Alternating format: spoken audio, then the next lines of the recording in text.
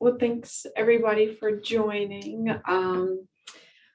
Yeah, thanks for spending your lunch hour with us. I just want to welcome you.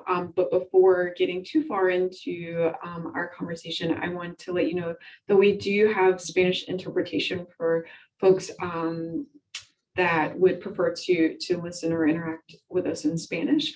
I'm going to pause and let Angie, one of our translators, give you a message about how to access that.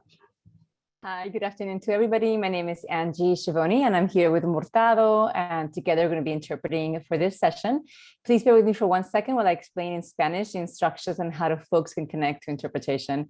Hola, muy buenas tardes a todos. Estamos aquí para brindar servicios de interpretación. Si gustan conectar a ese servicio, en los controles de Zoom que aparecen en la parte de abajo de su pantalla, verán un símbolo redondo de un mundo. Presionen ese botoncito y luego se van a ir para español.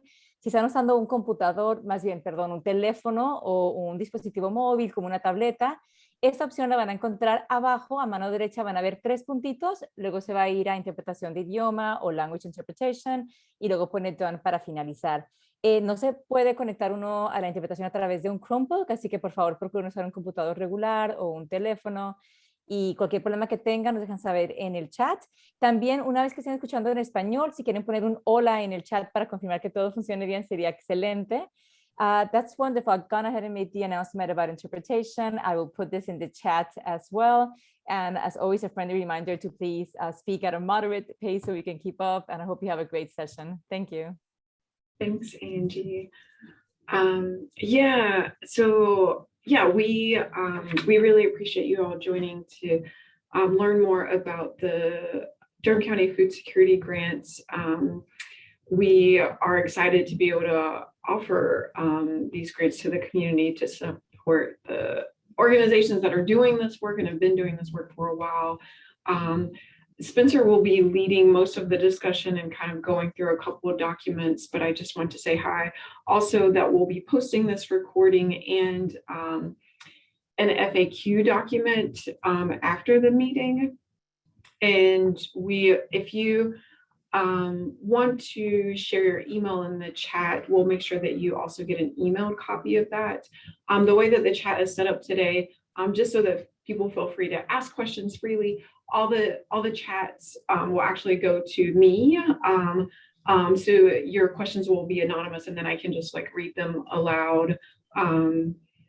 So feel free to put things in the chat, but also you are more than welcome to take yourself off mute to ask a question throughout. I think Spencer is okay with folks interrupting as we kind of go through the documents and the application if you all have a question. So I will stop talking and turn it over to Spencer.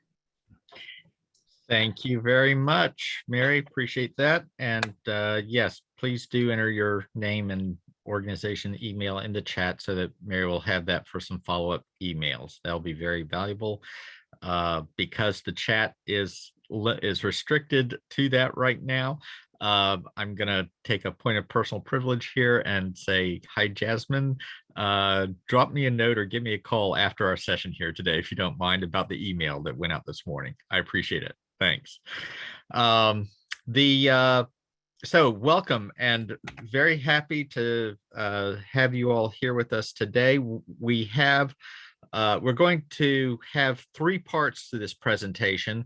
We are going to start out with the first part of the guidelines and requirements document that was released yesterday, and go through the first part of that. And then we're going to turn to the application form proper and walk through that in a detailed way that would allow y'all to ask questions about anything that's unclear. We did some good work with the folks who were on yesterday's webinar that way.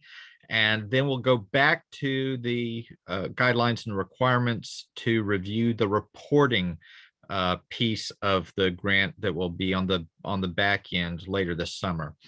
That is, I hope that everyone's going to be able to stay with us through the whole webinar, because I guarantee you that last piece on the reporting is as important as getting the application right. So with that, I'm going to share my screen to pull up the guidelines and requirements, and we will be please, if you have a question along the way, feel free to enter it in the chat for Mary to moderate, or I will be pausing at the at a couple points to invite questions when we get to the end of a section here. So this is a $400,000 grant pool being awarded to nonprofits and other organizations serving food insecure residents of Durham during late February through June 30th. We're beginning the distribution planning with two major pools. We are starting with consideration of 5 to 6 large grants of up to $60,000.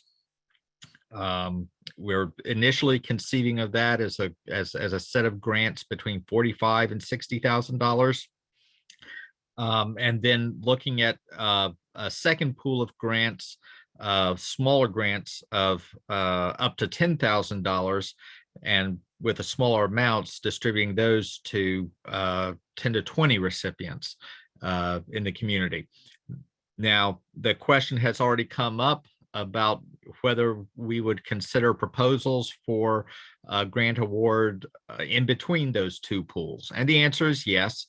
But the review committee is not defining ahead of time what tiers, if any, between those two pools they'll be using to make allocation decisions.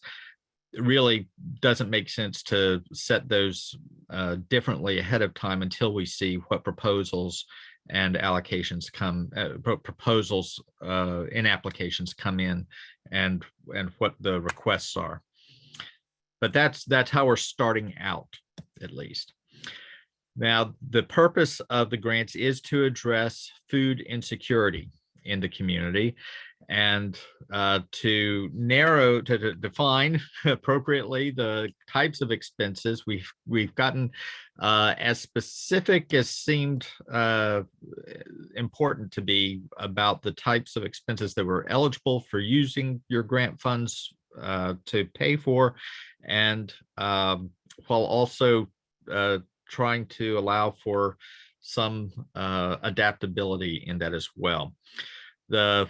Naturally, the first eligible expense area of service is food purchases, whether it is produce directly from growers, or from retail outlets, or product from the food bank.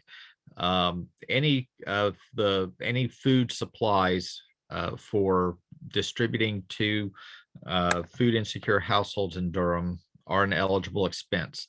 This also includes grocery gift cards. We had some preliminary discussion about this and some of the planning, and then had to look at that more closely following conversation and question in yesterday's webinar.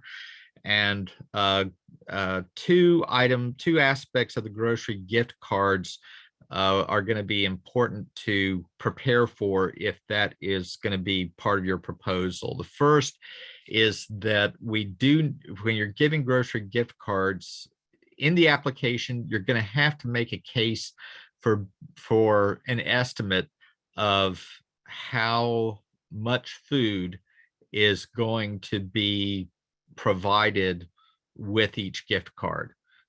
We did have one recipient of microgrants last year who requested their microgrant be used for purchasing food for the households they were assisting, and for gift cards for those households. And they presented a reasonable estimate and explained how they arrived at it for how many pounds of food they anticipated on average their households purchasing with the gift card that they gave them.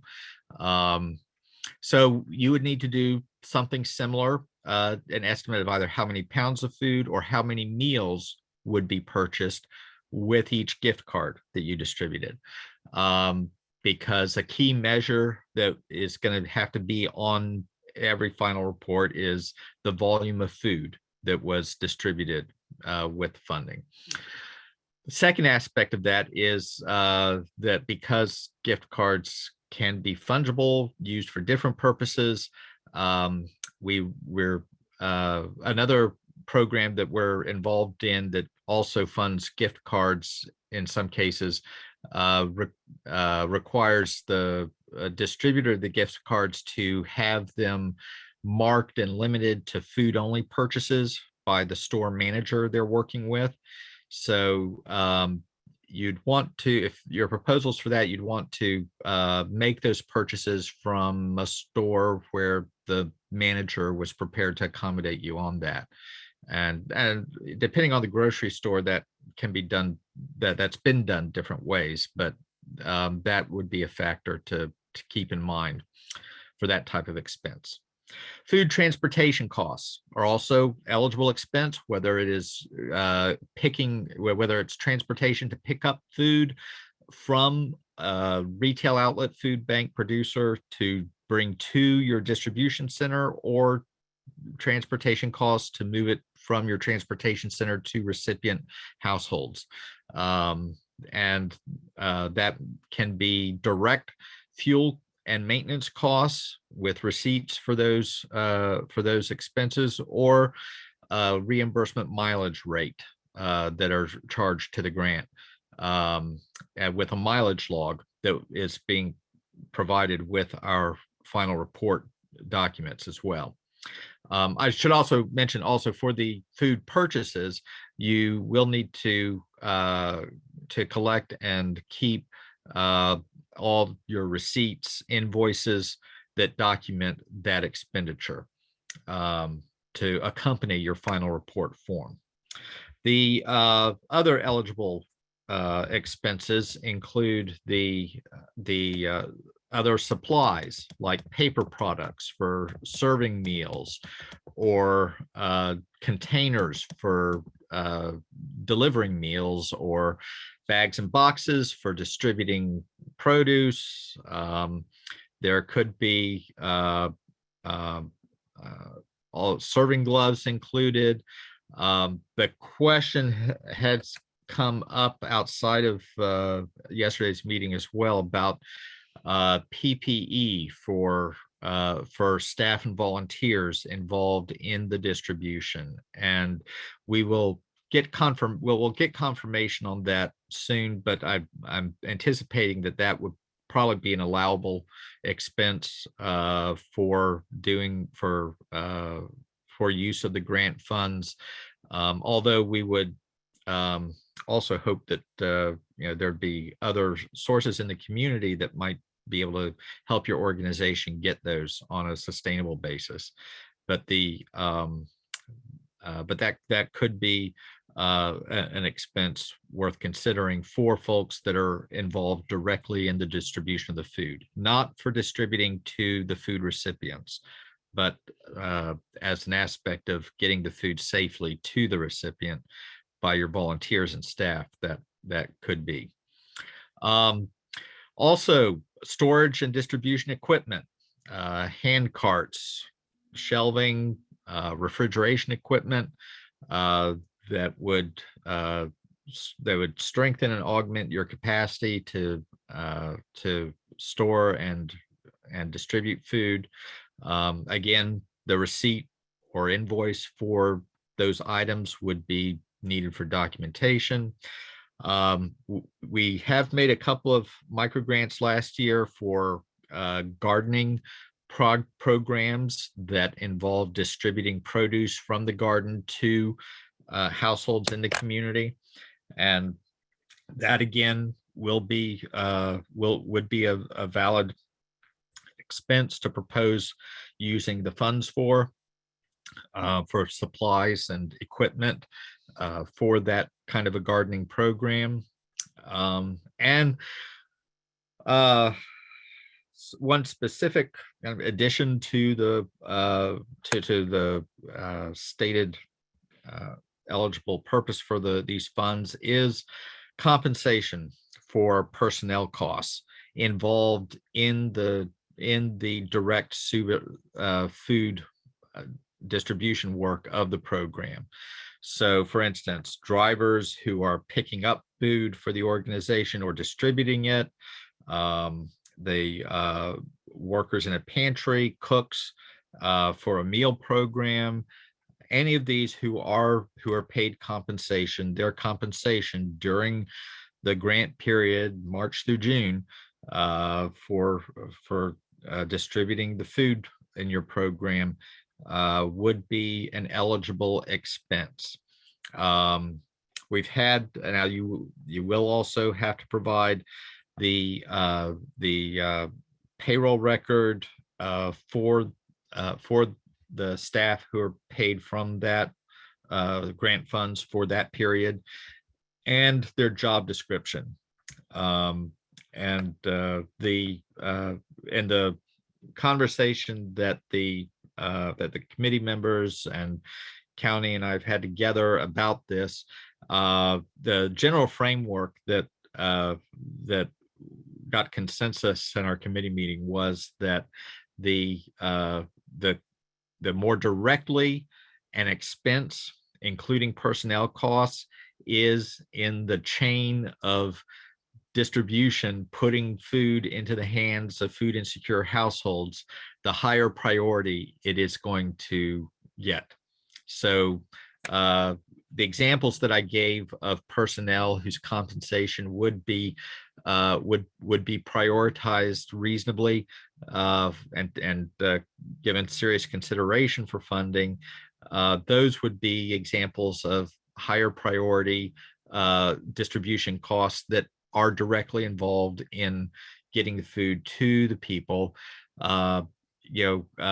Staff positions that are more removed from that, even though they're doing important work, let's say for the volunteer manager for the organization who is publicizing the need and recruiting volunteers to work in the pantry, or the bookkeeper who is maintaining the financial records for this, for instance.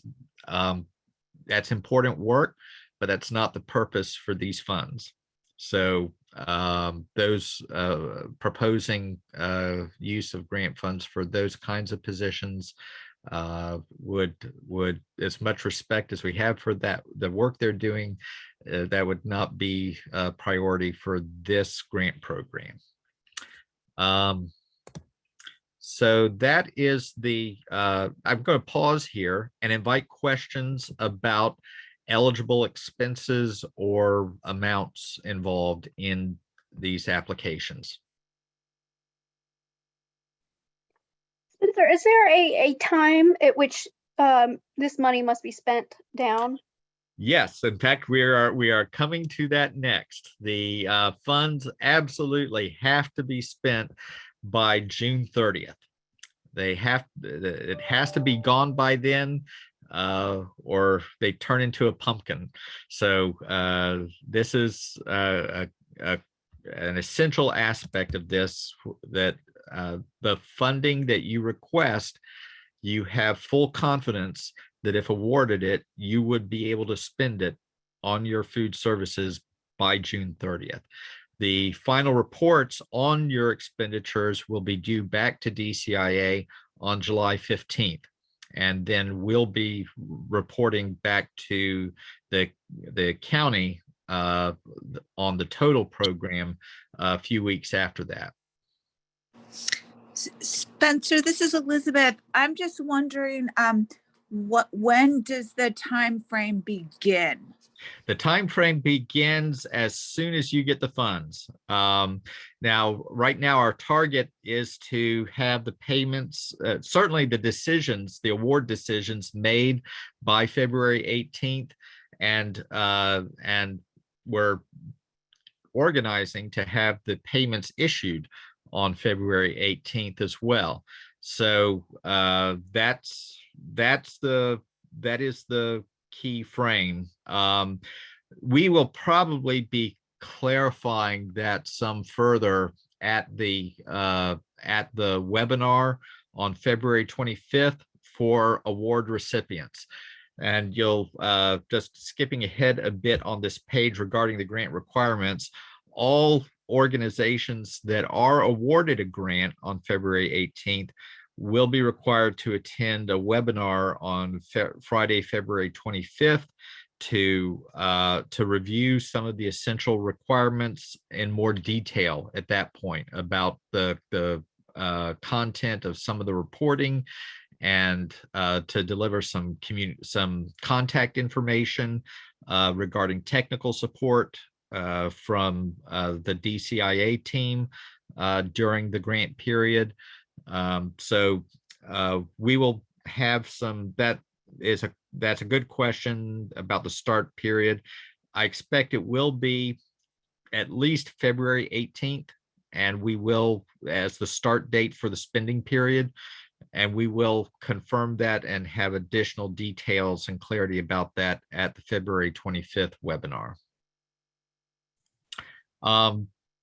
The applications are due on February the 4th. That's a week from today, electronically by email. So question came up yesterday about the about not just the application form, but some of the attachment documents that are required to accompany it. We need all of that in electronic version submitted electronically to DCIA at dcia.org. Now, you do have two options in that. You are welcome to send all of the application documents as attachments with your to an email, or if you want to upload them to the cloud and include a link to those documents in the body of the email, you are also welcome to do that. But it is essential that you make that link accessible to anyone who opens it, because we don't want to run into any roadblocks that with any of our review committee members not being able to view your documents because they are logging on from the wrong email address or something. We want to make sure that your application is fully available for review by our team. So those are the options for submitting your application documents next Friday. The applying organization must be a 501c3 nonprofit, an organized religious congregation, a subsidiary of a government department office like a school or a college, or a sponsor for a service program that is itself the sponsor. For the sponsor is a 501c3 nonprofit or a congregation. And we're going to get some more into that shortly with the application form. But that's the that's the overall range of programs and organizations that are eligible. If you're if it's not if your program is not an incorporated nonprofit with your own federal ID number and a bank account in your name, you need to have a sponsor to apply for this that does meet that definition. So that's the and we do have some applicants we know of already who are in that circumstance and have a sponsoring organization that is applying on their behalf. I think I covered the calendar for this. A couple of other key things. That Durham County is going to supply each award recipient information about the SNAP and WIC programs to distribute to their program participants, so that recipients of each program's food services also learns about these programs that that they may be eligible for. And the county may also be supplying other survey forms that recipients will be asked to distribute to their program participants and food recipients. But those are not documents that your organization would have to produce. It's just they'll be given to you, and you'll be asked to distribute those in the course of your services with your client base. Now, in addition to the final report that's going to be due July 15th, you will be getting a monthly check-in from our DCIA team about your activities and operations, and just a fairly quick check-in about how things are going. Probably not even an on-site visit in most instances, but we do want to be able to contact the grants, the individual responsible for managing the grant-funded activity each month to see how things are going. And then there will also be an interim report that comes up later down here, that at the end of April, a one-page narrative report that each award recipient will be asked to turn into DCIA as well.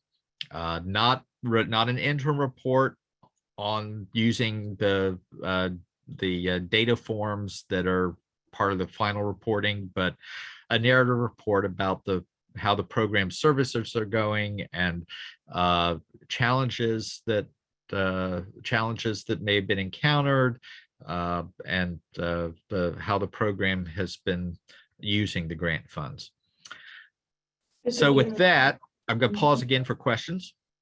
Oh, sorry. Well, perfect pause. I was gonna ask if I could chime in for just a second to say, Sure, like, I think part of those check-ins too is not just to see how things are going, but to see if there's any way that DCIA might be able to support.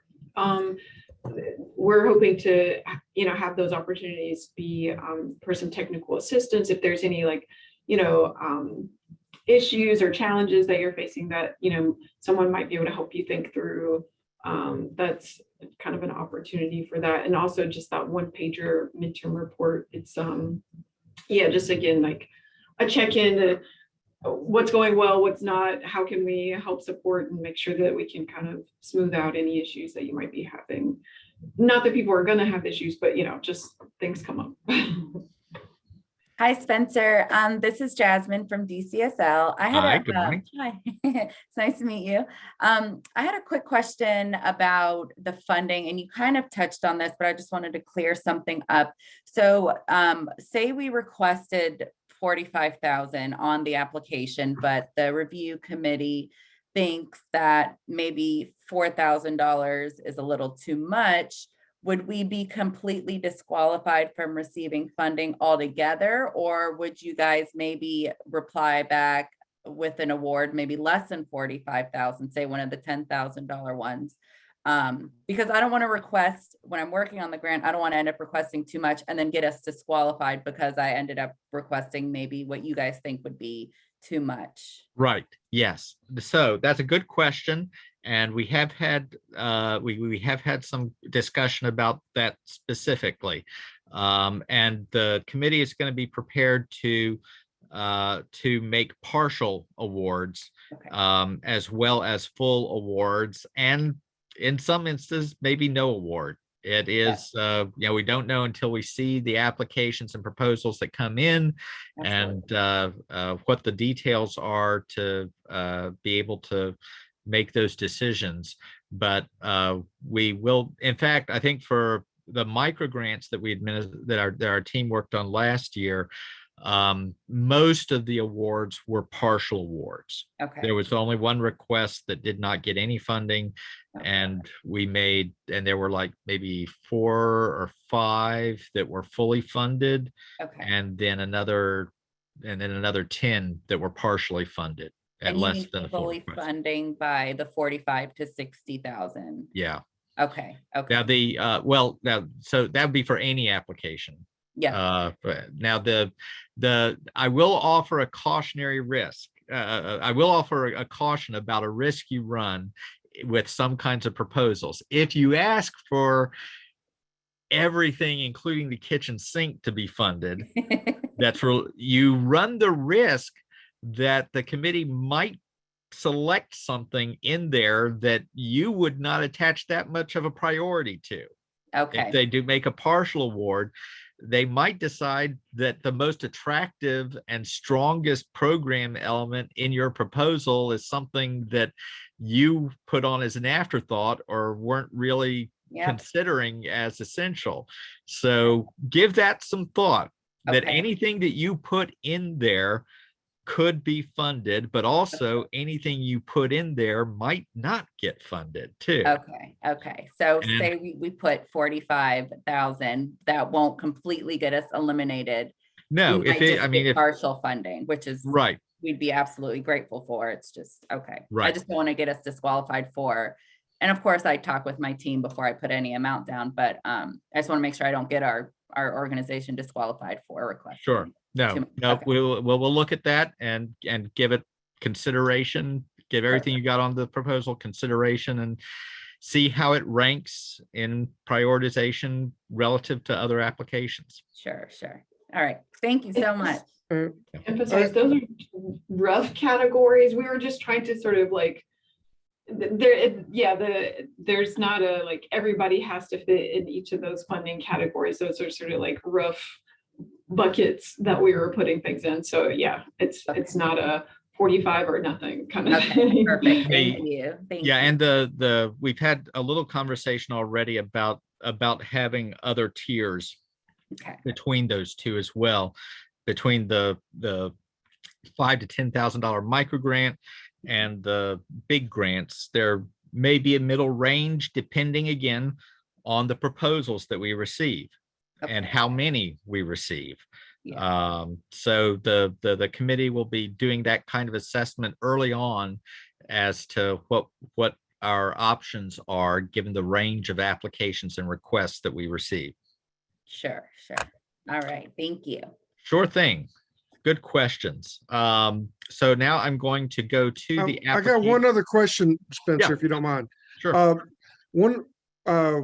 The project that I think we're going to apply for is it requires collaboration with agencies that may not all fall under the category that you have listed. Like Right. we fall under it, but not all our partner organizations necessarily would. Is that a problem, or is there priorities one way or another?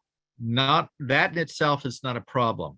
The lead organization that is sponsoring the application needs to meet those organizational definitions and requirements, but collaborative partners do not all have to meet that requirement. And one of the last question on the application has to do with partners and collaborators in the services that you're proposing to provide. And that is going to be weighted to strengthen the scoring of applications. The better the case that you make for having collaborating partners on the services that you're proposing to provide, that will strengthen and help your application. So and they do not have to all be 501c3 nonprofits that meet that category definition. And Spence, really quick, if I may, before you move on, I know there's plenty of questions, but just some of the approved or eligible expenditures. So if say like so for Durham Community Food Pantry, we have a once a month mobile food distribution that we hold in Hillsborough. Yeah. And when we can, when we're able to reserve, we reserve an additional box truck to be able to transport all the food contents. So would one of my questions is, would a box truck rental be covered as an eligible expenditure? A box truck rental Yes. would be an eligible expense. However, not for distributing food in Hillsborough. This has to be distributed to Durham County residents. So, Okay.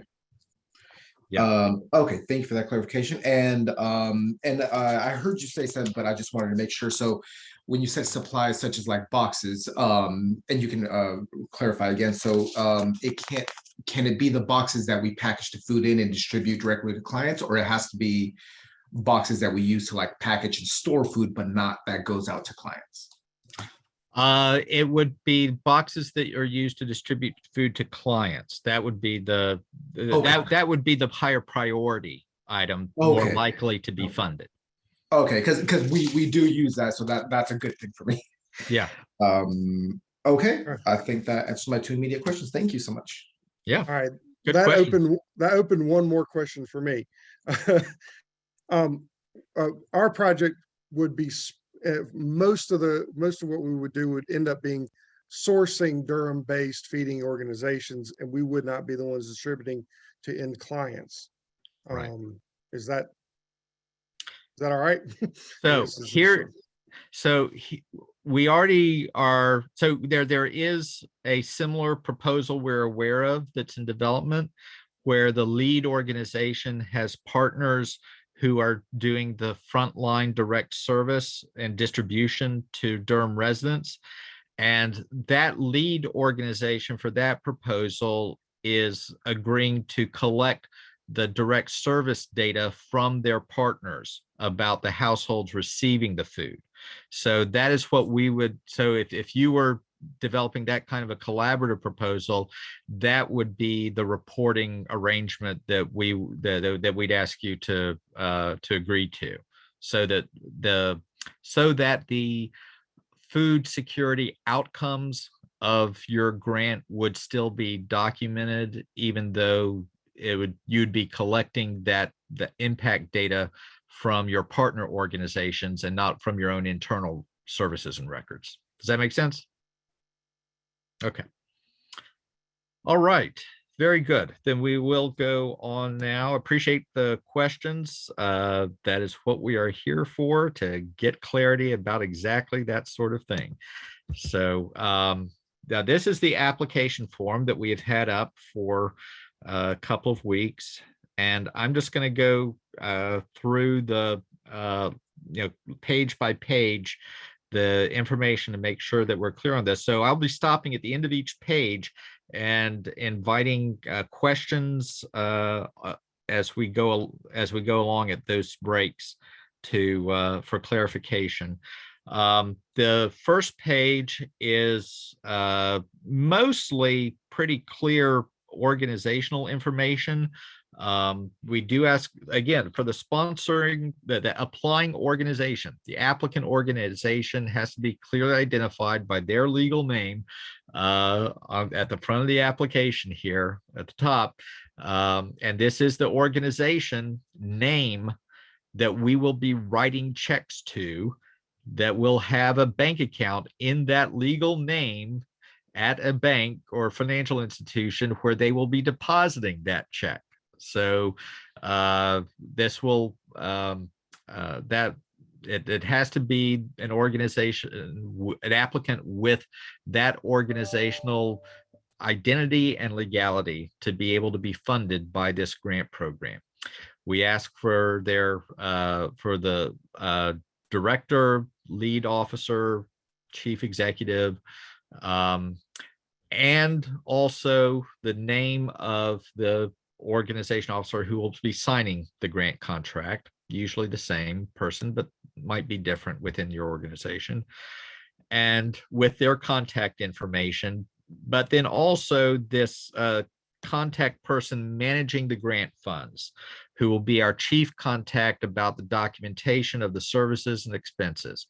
And that might be two different people. You might have a financial person managing the expenditure records and receipts and that sort of thing, and having your program services person managing the services documentation about the recipients. And in that case, you can put both of them, list both of them here, but we do need someone that at least one person there to contact primarily and directly regarding how the grant is going during the time of the grant, with their current and accurate contact information, email, and phone number. The type of organization that is requesting the funds, that is the applicant organization, along with the physical address, mailing address, and the address site for food services. Now, we recognize that some organizations, all their work is single site. Others have multiple sites. Any site where your organization is working, where grant funded activity will be occurring, should be listed, even if you have to make an attachment of another page to list those sites on. So if you're serving meals at 6 different sites over the course of a month, you should list all 6 of those site addresses and locations on the application. If you're only requesting funding to be applied to meals that are served at one of those sites, though, then you only need to list that one site. So that's that is a adaptation to keep in mind there as well. Just be accurate about where and how your funds would be used if you're awarded them, and record your information accordingly. We do, like I said, we don't need the routing number and account number for your bank account, but we do want to make sure that the organization that's applying is a legal entity that has a bank account in its name. And again, we're just for accountability purposes, when the check clears and we're reviewing the bank statement, we want to make sure that it was deposited to the organization that was awarded the funds. So please, that's why we have that there. The organization website. Now, certainly the organization website, if the food program that is being sponsored by that organization for which the funds are requested has its own separate website or page, you can also list that, and that may be helpful. During the grant application review, at least one and perhaps several members of the grant review committee will be looking at information about the organization on your application, and if they have a question or see something that they want to know more about, oftentimes they may be able to find that just by consulting the website. And so please list that here, and it might expedite some of the review that is being done, save them some time, leaving messages on the phone to get additional information, that sort of thing. The federal employer ID number for the applicant organization, and then some financial documents. We do want, now the first does apply to the whole organization. We do want to, we are requesting the budget, the current year budget of the applicant organization, and their most recent year-end financial statement, whether their last complete financial year ended in June 30th or December, whatever the last complete year that they have a financial report for, that should be attached to the application form. We did have a question come up yesterday about an organization that their fiscal year ended in December, and they do not have a final financial statement for 2021 prepared for distribution yet. which we recognize that circumstance for and timing. The timing is difficult for that circumstance. So in that situation, we would accept a year-end 2020 financial statement. But there may be a follow-up contact from one of the committee members about additional, more recent information, if that's the case. But so please send the most recent one that you can, and we will work with that. Now, we do also want not just the whole organization financial statement and budget, but also for the food program that the funding is targeted for, specified for use within the organization or under the sponsor. We also want a more detailed financial report on the expenses of that program for the last financial year and their current budget for this year as well. So we ask for the detailed budget statement. Sorry. Yeah, this could have been formatted more clearly, I admit. But we are, in addition to the organization-wide budget and financial statement, we're asking for the program level for the food program that the funding would go to, for their detailed budget showing more detailed expense lines of relevant to how they're proposing to spend their grant funding for the last year, and financial report. So that would be the expenditure budget report for the last year and their budget for the food service program for this year. And we did, in the course of hastening this application out, we did have a redundant line here duplicating the request for a financial statement, but you can ignore that last one. So with this page, any questions regarding this page of the application and the documents identified on it? Spencer, one question about what you just reviewed, just to make sure I'm understanding correctly. Yes. So the organization's financial statement, so for us, it would be the entire Catholic Charities budget. And because I know we have various food pantries and Wilmington, Fayetteville, us, Raleigh. Because I do see like showing total amount spent for funding like food. So that's going to be a humongous amount. And because then I see the separate one following that, the one specifically for Durham Community Food Pantry. So I just want to make sure that we provide you the correct documents. Yes. So I know that the Catholic Charities of the diocese has like an annual report, annual financial report that they provide for the organization overall. That would meet the first requirement. The second one would be the detailed budget report for last year for the Durham program, and then the budget for this year for the Durham program. Does that help? That helps a lot. Thank you. Yeah, because I didn't want you to provide the, as you can imagine, an extremely large right. budget. No, and that's an exemplary case to specify that for. Yeah. Thank you. And I have a quick question too, and Spencer, if this is more specific to threshold, I can take the question later with you, but for a specific budget, it would probably just be one or two line items, if that's okay, that we would share with you.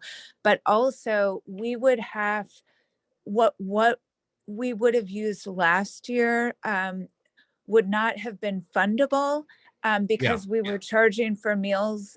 So I don't know if I need to state somewhere that we would not charge for meals during this period, and it would kind of be a new budget in that it's for meals that we're not charging for. I don't know if that makes any sense. Yeah. No, well, I understand. That would be that kind of explanatory notes are welcome as attachments to your budget document. Let's just put it Okay, that way. great. If you're welcome to add explanatory notes on your budget page that pages you submit, or something attached to that. But that does actually, so that's the summary answer for that. But that also does raise a point for clarification here about this form. So several of these last things I've described, you'll see the phrase "please attach," "please attach," "please attach." We want to ask you to please attach a numbered, make sure your attachment pages are clearly numbered individually, and that the page number or page numbers for the document you're attaching are stated in this space to the right of the question, the statement of what document is needed. So for here, please attach total organization operating budget for current year. You might say, see attachment pages 8 through 11 or something like that. And for the organization's financial statement, please see attachment pages 12 through 14, like that. So just please list that there. That will expedite the work of the review committee considerably, and ensure that the information that should be considered for your organization gets seen and reviewed accurately. Lastly, on the financial side, if your organization is a 501c3 nonprofit, please attach your most recent Form 990. And that is for the 501c3 nonprofits that are applying. So that is, we recognize that if an applicant program is not a 501c3 nonprofit, that would not apply naturally. The roster of the applicant organization's volunteer board of directors and their identification by racial and ethnic demographics. That is important because we are committed with the county to distributing these funds in a racially equitable manner in Durham County. And we want to be able to, and we will be looking at the leadership of applicant organizations to ensure racial equity in the distribution and usage of the funds. And that's one way that we'll be documenting it, as well as further down this page, you will also see that we ask for not only the number of staff in your organization, but also their racial and ethnic identifications as well, for the same purpose. Unlike the board, we're not asking for individually identified members of your staff, but just a numeric summary. And then we also ask about the racial and ethnic identities of your participants in the program, beneficiaries of your program last year. And information about how you currently track and record that. The reason for that question will become clear when we get to the reporting phase for the grant. But and along with how you record the food that you provide and distribute at this point.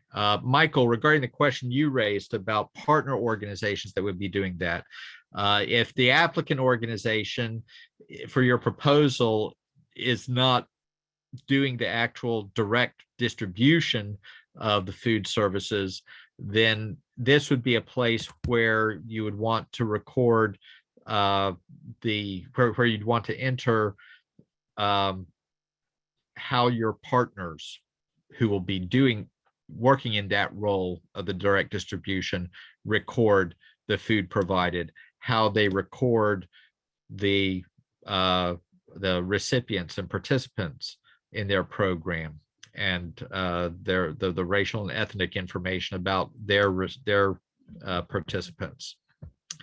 I hope that helps clarify that kind of an arrangement there. Thank you. Yeah. Yes. Question. Okay. This section here is the heart of the financial ask on the application. We have on the left specified the primary types of services that the funds are meant to go for. We recognize this is not an exclusive list, as I've already described. There are uses that are not specified on here that would be eligible, but these are the primary targeted kinds of services and programs that are have been identified. If what you are specifically proposing to use the funds for does not meet the description of any one of these things, this is a Word document and you can add in an extra line if needed. Ideally, if you can enter it under something that is close to under a category that is close to what is being to what you're proposing, that would be great. But if you need to create a different line to be able to clearly state the type of service and expenditures that the funds would be used for, please do. For instance, if you are proposing to purchase seed, fertilizer, and other and equipment for a community garden that will be distributing produce to food insecure households, maybe put that under you would want to put that maybe under produce boxes, but state community garden project growing and distributing food, growing and distributing veggies there. And then on the right hand column, you would state the amount that you are requesting by that line. So for instance, this applicant might be asking for $2,000 for supplies for that project, and seed supplies there. And they might also be requesting $1,000 for shelving to use in that program too.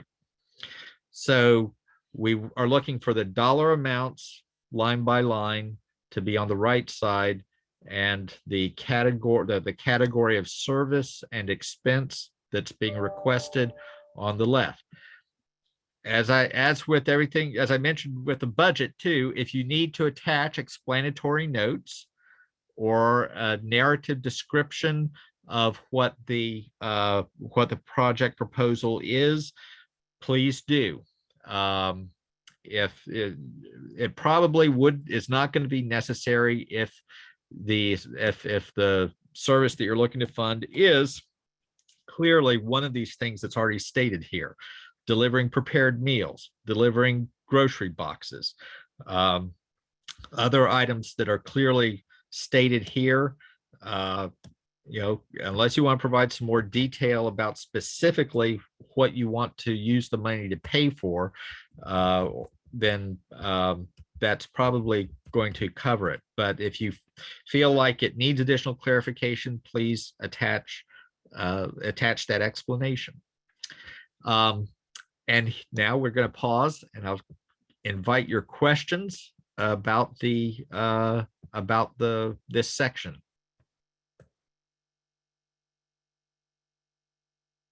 So this is pretty much just, hi, Jasmine again. So this is pretty much just like a budget of how we plan to utilize the funds if awarded. That's correct. Okay.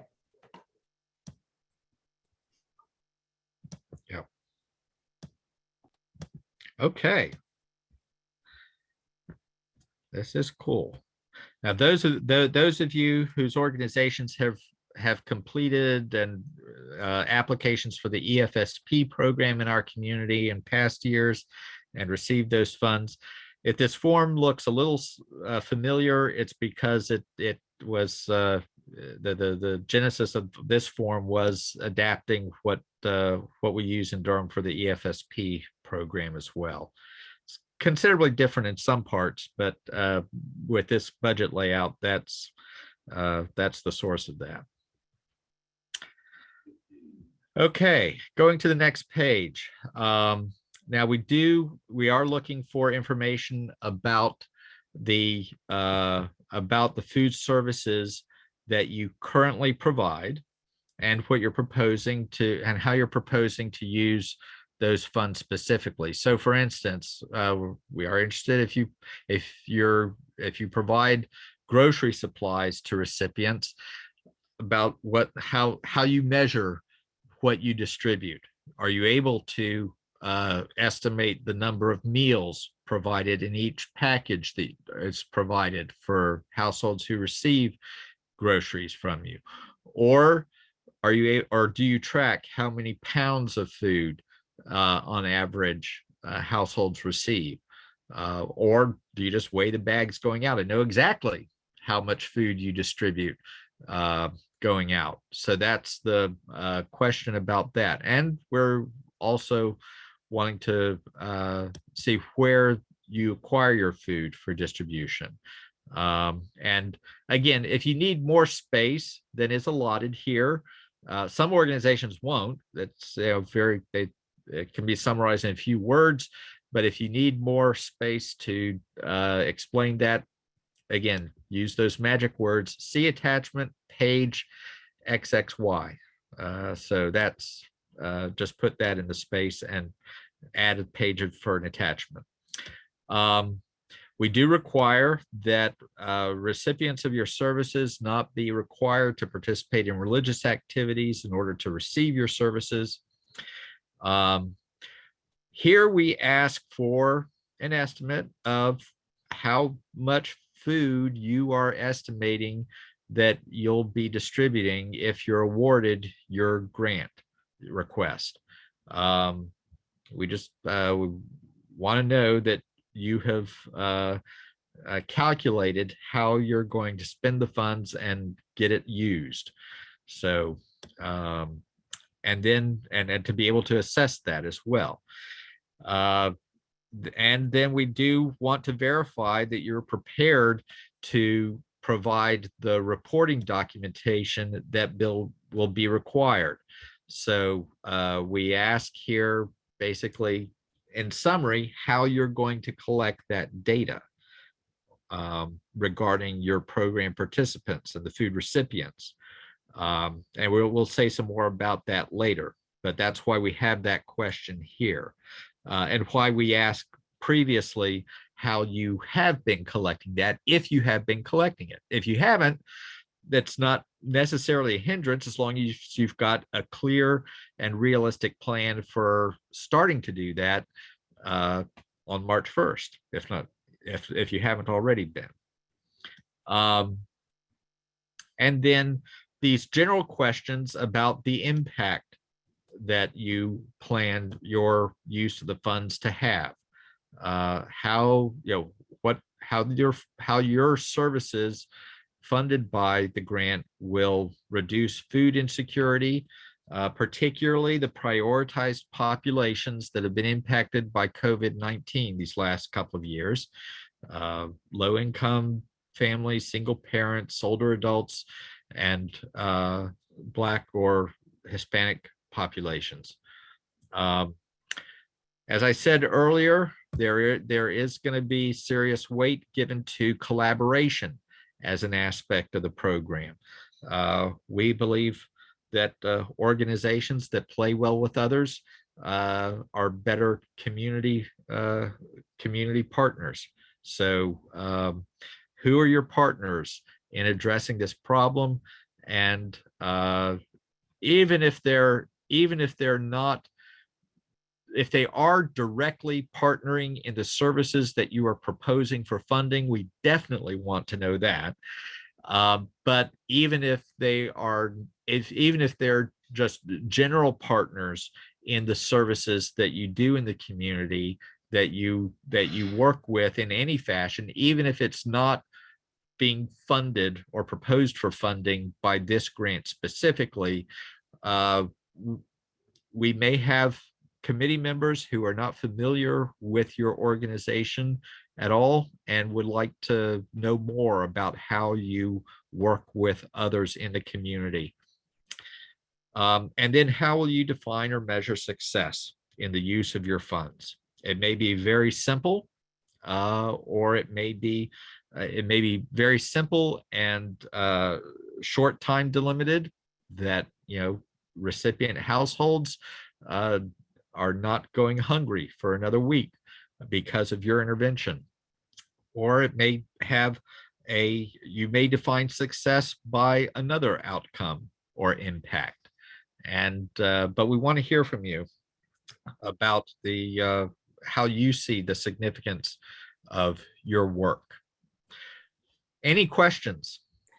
Spencer, I do have a question about the partnerships. I was writing when you mentioned, so would you want us, you said you did want us to list even partnerships who may not be directly supporting food insecurity, but are working with us to serve the population in general, or more focus on food insecurity? That is a very good clarifying question. I appreciate that, because yes, I think we were thinking primarily of partners in food security work. Okay. But you're right. Several of your organizations do have a mission and scope of work that that extends considerably beyond food insecurity. So I anticipate that it is your partners specifically regarding food insecurity, okay, that are going to have an impact on your application. Yeah. Got it. All right. Thank you. Yeah. Thank you. That's a good question. Do we really have to limit it to 500 characters? That I think that we're trying actually to keep the application packet from getting too thick, I think. But I'm not. If it goes longer than that, your application is not going to get dinged for it. Okay. But just how big the list you want to be, I guess. Is the question, but, yeah. No. Well, now if you're talking about a multi-county, multi-state organization, no, we don't need to know all of your partners for that. Well, I'm just thinking just in Durham County and between. That's true. Yeah. And, yeah. You're right. Maybe just No, your I would say partner. for food security work in Durham County, provide whatever partnerships are relevant and are relevant and current, if even if you have to make another page attachment for it, go for it. All right, thanks. Yeah, because I think DCIA and the county are looking to also get a clearer picture through this process of what work is being done on food insecurity in our community, and this partnership question will help with that. All right. If there are any more questions about the application, yeah. Question, if that's okay. Hi, Spencer. Thank you for running through this. My question was about the string of questions regarding budgets and kind of the financials. It was up above. You answered a similar question when someone asked about the Catholic larger entity. Our situation would be being a specific entity within a university. Could you maybe run through the questions with that context so I could kind of get a bigger picture? And there's only one specific question I'm just maybe not understanding the semantics of, is the longer one with the You're right. Yeah. Okay. So yeah, I can see you're right. I mean, for a college or university, the whole entity budget for the school is not going to be necessarily relevant or significant for assessing this particular application. I think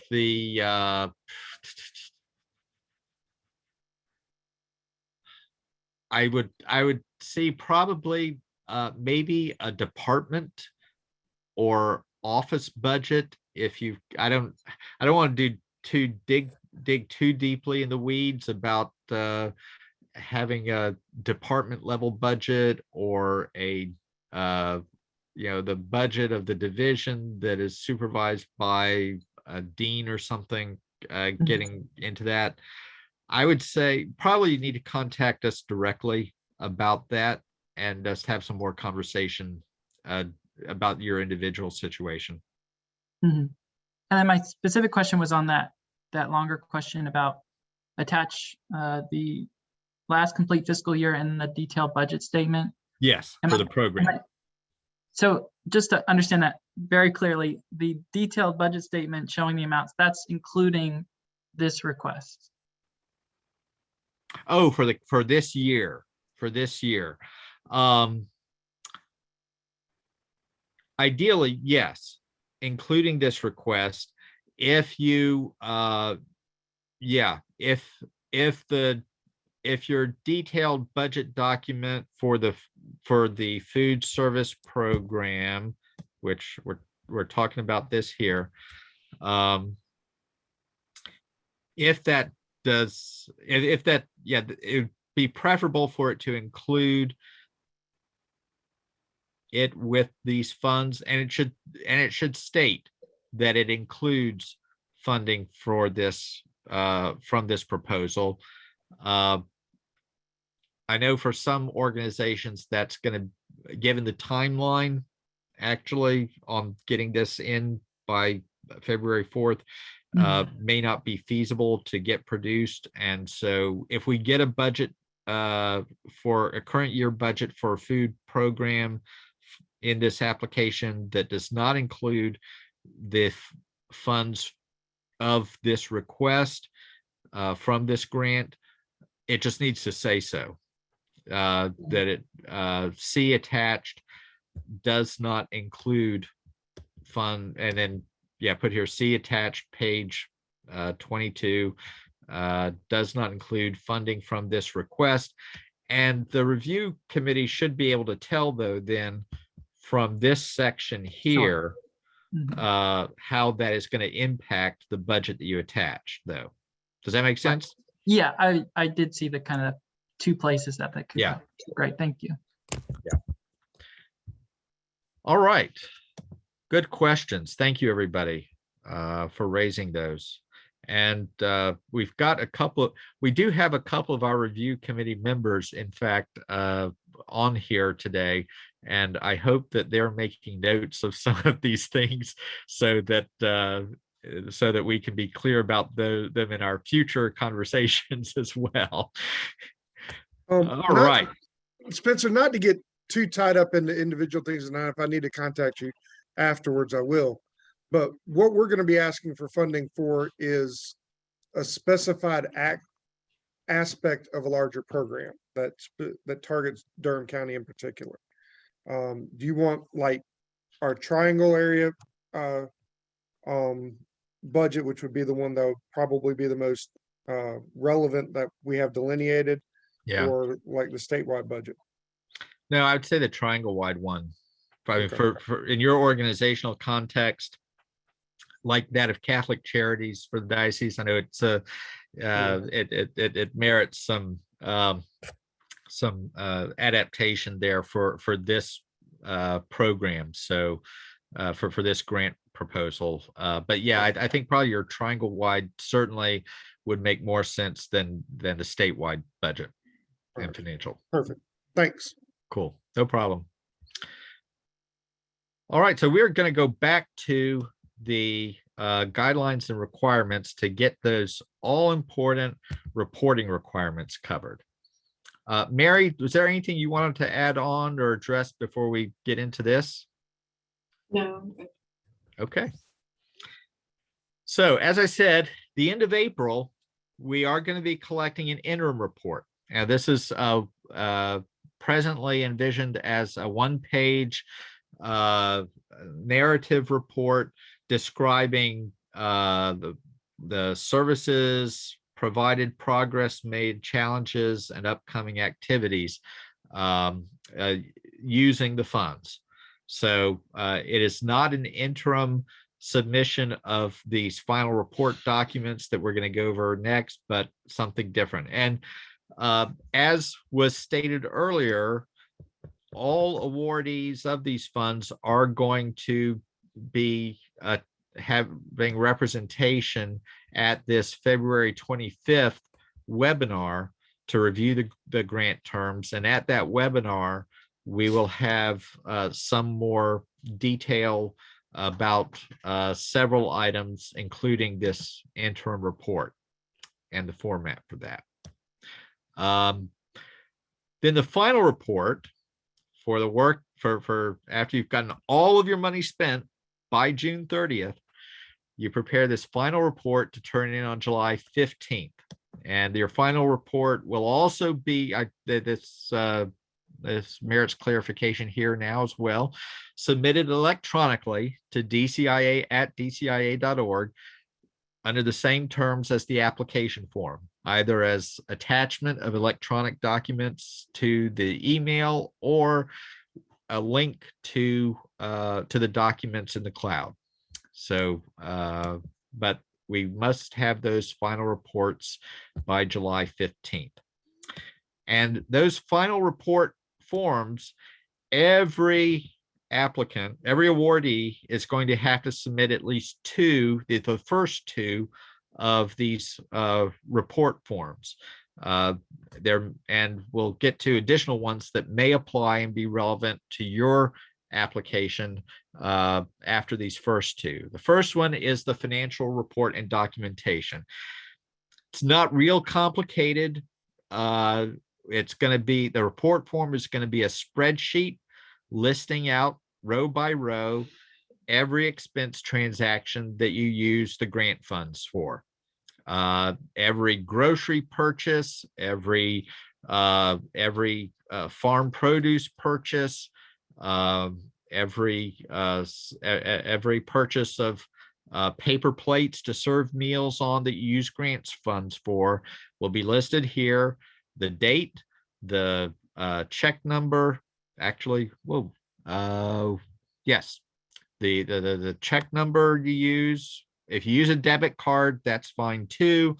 But the transaction date needs to be on there. The name of the vendor that you purchase, you make the purchase from, whether it's supplies or food product, the description of what you purchase, and then how much of that purchase was funded by the grant funds from the grant. Then when we add up this last column, it should all total up to your grant award amount. And then but in addition to this spreadsheet with these fields completed for each transaction, you will also include receipt or invoice for that transaction.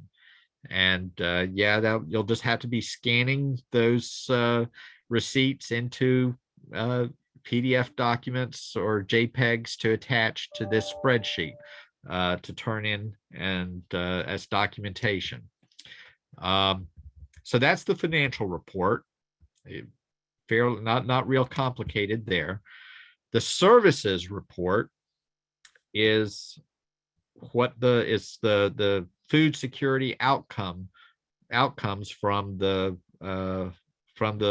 money that you spent. Now, this services report is about food getting to Durham residents. That's what it's meant to summarize. The dates that food was provided to Durham residents through your use of the funds, whether it was directly you as the applicant organization or a direct service partner that you're sponsoring in the application the dates that the food service was provided, and an account of how many were served is what needs to be on this reporting table. There are three essential elements on here. Well, I mean, maybe more than that, but the summary essential information that we're looking for on here is the volume of food that is provided. We are looking for a measure, being able to measure either by the number of meals provided or the pounds of food provided to track the volume of the food that is supplied with these funds. At the end of the grant program, DCIA is going to be able to summarize at one part of our report to Durham County how much food was provided to Durham residents with these grant funds. And we're going to collect that from all of the recipient individual reports and add it up and be able to make that report to the citizens of Durham County of how their dollars were used to address food insecurity among our neighbors here. So that's that is the volume of food. These first columns of the number of individual meals on a date of service or the pounds of food distributed is the volume that we're going to be tracking. Now we also you'll also need to record both the households, the number of households that are served, and the demographics of the household.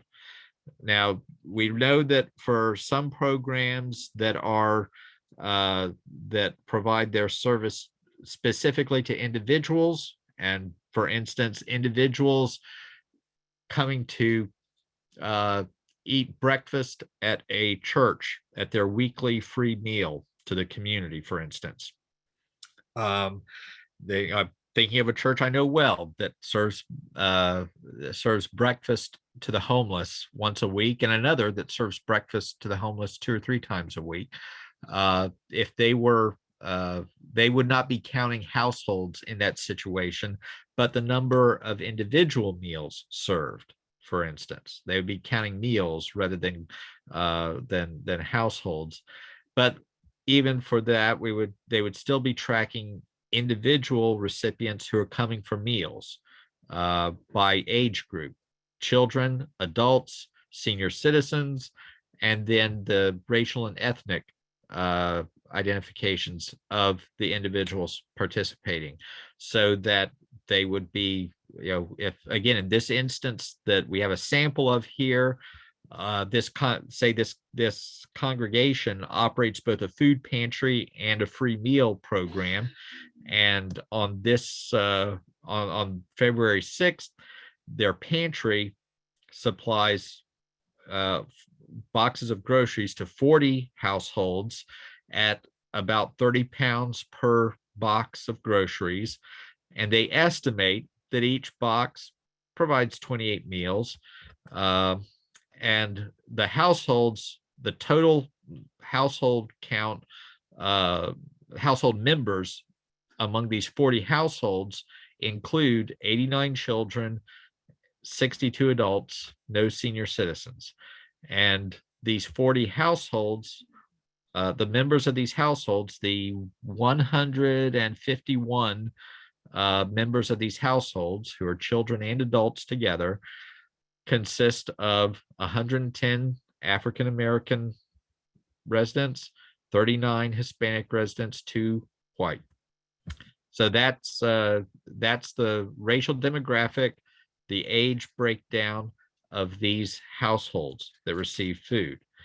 Again, with the congregation that's serving meals, they don't have, again, they're not counting households, but individuals who are receiving meals. So they serve 80 at breakfast on one Saturday and 86 at breakfast the next Saturday. And of those 80 on the 7th who came for breakfast, they had this age breakdown and they had this racial demographic breakdown. When they had 86 the next week, They had this age breakdown and this racial demographic breakdown. I'm going to stop here and ask if anyone has questions about either of these two report documents, the financial report or the services report. I have to jump off for another meeting at 1:30, but I just wanted to say thank you so much.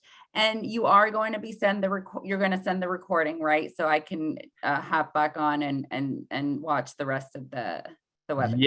Yes, Okay. we are. And Okay. you'll want to do that Yes. because there is an additional reporting that comes with a $1,000 grant bonus attached to it. So, Oh, yes, I will definitely want to watch that then. okay. But thank you so much. And it was very informative. I feel much better about it now. Glad to help, Jasmine. Thank Good to you. see Guys have a great weekend. You too. Bye. So anybody have a question about one of these? All right. Very good. Appreciate it. If you think of something, please raise it.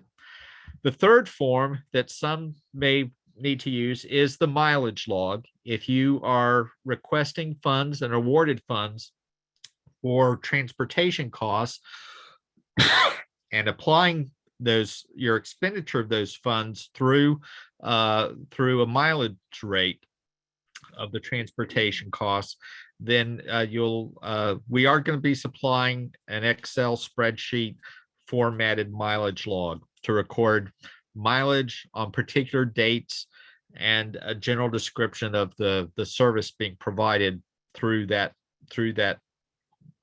transportation that date. So that's the mileage log that will need to be accompanying your expenditure report. And then the fourth form of reporting is not something that is going to be required of all our programs, of all applicants. Spencer, do you mind if I add one more thing to the mileage? Oh, please. Yes, jump in. Just to note that not everyone has to record transportation via mileage. I think Spencer has noted before that if you want to just report gas expenses or maintenance cost or whatever, you're more than welcome to just log those on the expense report. But if you want to report it by mileage and or reimbursing people in that way, it's just if applicable if you're using that method. Right. Yes, but if you want to attach receipts from gas purchases and maintenance work on your organizational vehicle as an expense on this number one financial report and attach the receipt for it, that's also perfectly acceptable. But this fourth form is while not required, we wanted to encourage this by organizations who contract to provide this individual level demographics of recipients receiving their food services will be eligible for a bonus of up to $1,000 in their grant award. Now, this is not a general purpose $1,000 award. It would be $1,000 addition to your primary budget that you propose to use the grant for. So if you're requesting $10,000 to use for your grocery delivery program, and you are going to provide this level of information, then we would fund then, and the committee decides to fully fund your grant, your application, you would receive $11,000 for your grocery delivery costs, that augmentation. Mary, would you like to lead off in describing the purpose of this? Sure. So we understand that not all organizations are collecting individual data, but we wanted to provide an opportunity to kind of help build some capacity for organizations if you indicate that you would like to do that. So there will be technical assistance to help folks kind of figure out how to collect that data. But part of the capacity building is to help organizations have that data available that you can use to apply for other funding streams that will, help you be more competitive and just be able to have that information available.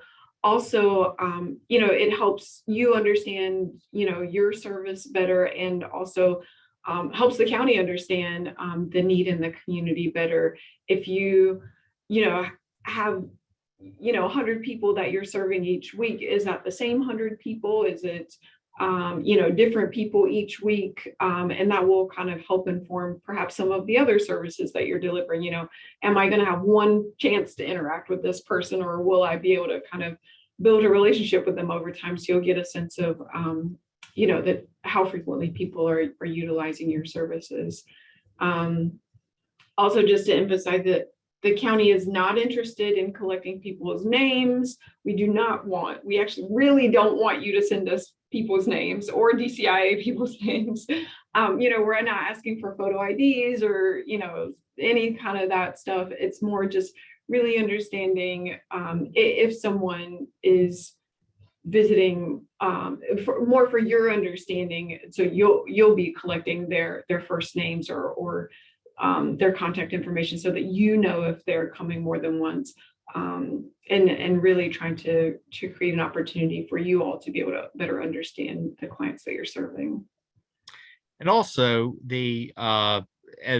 and it's very likely the questions going to come up about how this information is going to be used. First of all, it would be important for you to emphasize to your participants, recipients, clients, that the personal information they share is not going to leave your organization. That all the information you share with DCIA and Durham County is going to be anonymous, and that's why we emphasize on the first column here, not the name, but a client code that you want. We do want the individual identifiers, so that we can tell how many unduplicated individuals you are serving, but also that we don't want to know who they are. And don't need to know who they are. But for each individual, you would also report to us the sex, the age category for the individual, and their racial ethnic identification. And from that, we would be able to total up different demographic profiles of the impact of the services that your organization was providing with these grant funds. So that's the part of it'll provide a clear picture on the nature of food insecurity and who has been impacted by this attempt to address food insecurity in the Durham community. And it will also, this information will, as Mary said, be an asset for your own organization's planning and self-assessment and grant seeking down the road. And lastly, with this information, with this aggregate information, Durham County may be able to access additional reimbursement for this program from FEMA that would then provide more resources for doing additional food security work in the community down the road. So with this information is seed for growing more funding in the community in the future. Any questions about this form or this aspect of the reporting?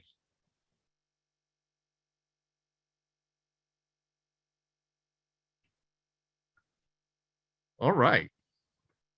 Well, again, if in the course of preparing your application or thinking about how your organization would comply with different reporting requirements, if questions or issues arise for you, please reach out to us. My phone and email, or my email's on the application. I think our phone number at DCIA is also on the guidelines document here somewhere. But we're on the internet, dcia.org, 919-688-2036. And our email is dcia@dcia.org. I was on the phone with a couple of applicants this morning who were on yesterday's webinar, and we were able to clear up a couple of questions already. So I anticipate we'll be doing some more of that next week. And like I said, once the applications are reviewed and awards determined, there will be another webinar on February 25th, where if questions arise after the award announcements, can be addressed and clarified there. And we will be having a technical support team working in contact with organizations each month to do some of the problem solving that might be needed.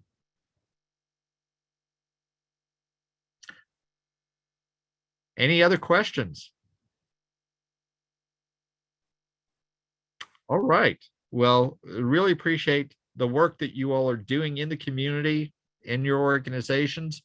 And we hope that these funds can help support and extend that work, and that we can partner with you in reducing hunger and food insecurity in Durham County.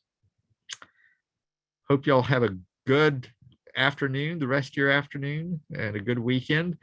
And we will be looking forward to seeing those applications fill up our inbox next Friday, if not sooner. Anything else for the good of the order, Mary? No, just thanks so much for joining us. And yeah, we look forward to, or I guess DCIA looks forward to receiving all the applicants, but I look forward to hearing from Spencer on all the applications. All right. Take care. Thank you both. Yeah, I think that'll conclude us for the day. Yeah.